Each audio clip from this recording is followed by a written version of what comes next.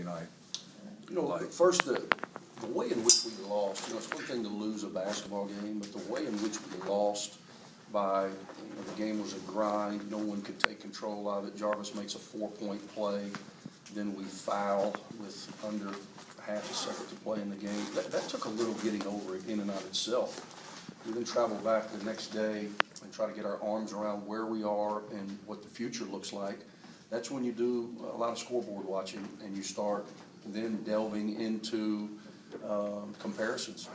Because prior to that, believe it or not, obviously I'm cognizant of it. We're very straightforward with our team about where we are. We want them to get the proper information.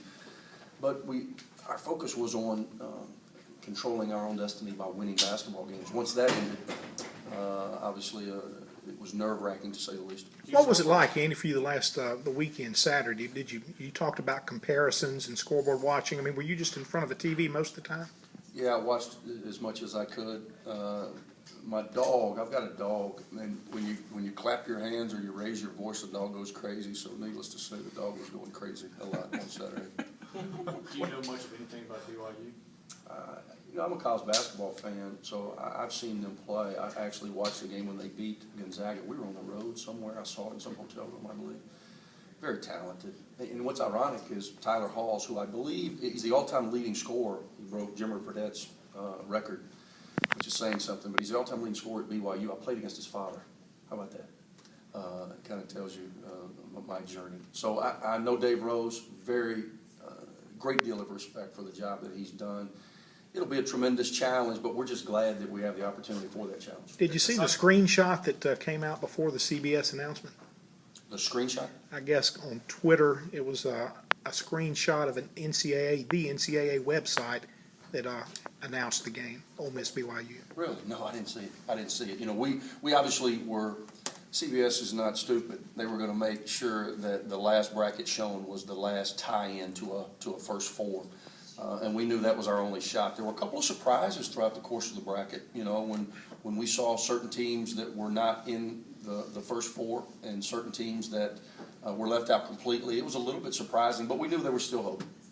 Aside from Wyoming winning, it seemed like this week couldn't have gone.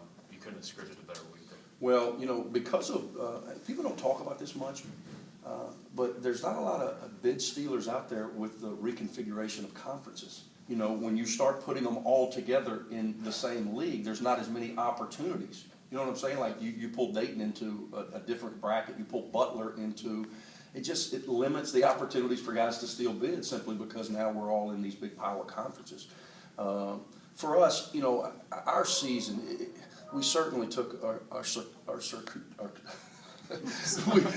circuitous. We took a circuitous route to get to where we wanted to be, and it was certainly not one in which I would have chosen, but ultimately we arrived at our destination. Big picture, wasn't that long ago when people were, it was the one thing you couldn't get to the tournament. Now this is 2 out of 3 years you're in the NCAA tournament. It's just sometimes it's not so much what you do, it's what the people that you're competing against do. I felt like we've had teams that had equally as strong a resumes, but maybe the field was a little stronger and we get pushed out. This year, we certainly did not close as strongly as I would have hoped, but they talk about looking at your collective body of work. I think Oregon having that late run, most especially getting to the conference tournament finals, helped us. I think the year that Cincinnati had, the fact that we won 11 games away from home, Bill Armstrong and I have been here since day one. He's the first guy I hired when I got this job as my ops director. I've known him. His father was an assistant coach when I played. I've known Bill. Bill was a ball boy. I've known him since he's about 10 years old. So obviously we've got a pretty strong relationship. And we were talking about how our resume, quote unquote, compares to history. I'm not sure there's ever been a resume like ours. I'm not sure there's ever been a team that won 20 games in the regular season and had 7 home losses. I'm not sure that's ever happened before. So for us, to have the opportunity against a good BYU team to continue the season, our guys were really down. They were down in the fact that we didn't play as well as we would have hoped in the SEC tournament. And again, the way that game ended, there was still a bit of a hangover effect. Hopefully now, I know they're very excited about what comes next. That's my question. I know you never know with kids, but do you almost sense that there will be almost a relaxed reprieve kind of attitude that, you know, Thursday could have been devastating and now they're in the Well, tournament? at the end of the day, you know, just as you said, we've been to 2 of the last 3 NCAA tournaments. Jarvis and Snoop and AJ are now part of a pretty unique group as it relates to Ole Miss history, in that they got to 2 tournaments in their 4-year period. My hope is that we'll just go play well.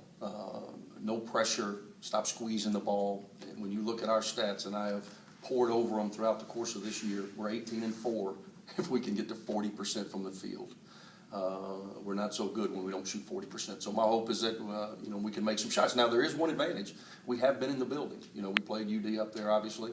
It's one of the 4 losses that we had that we shot over 40%. So maybe there's some good karma there. Aside from the